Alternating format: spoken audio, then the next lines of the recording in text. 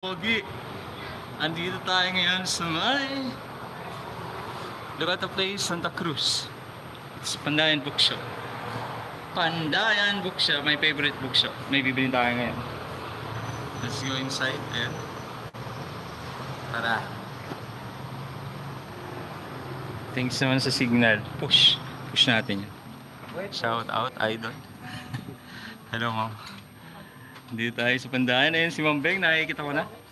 Hi, Ma'am Beng. My favorite manager. Eh, iwan ko lang po. Sige po. Ayan, dyan pala yung money ko.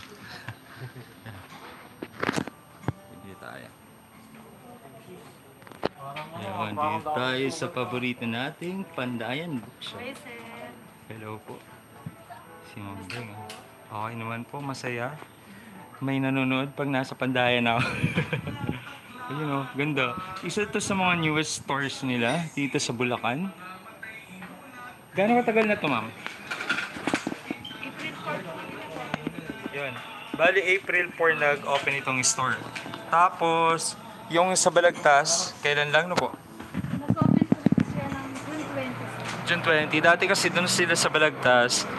Then, nung nirenovate yun, napunta kayo dito, ano po? Kayo din po yung pioneer dito. Galing din eh. Oo, sa Balagtas po. Kasi matanda na po yung pioneer doon. Joke. Ayun o. Mukhang bata, ano. Po, ito muna tayo.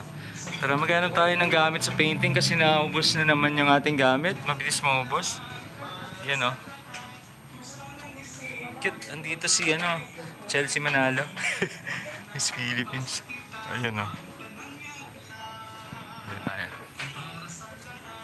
Hello, bunso. Kaway-kaway.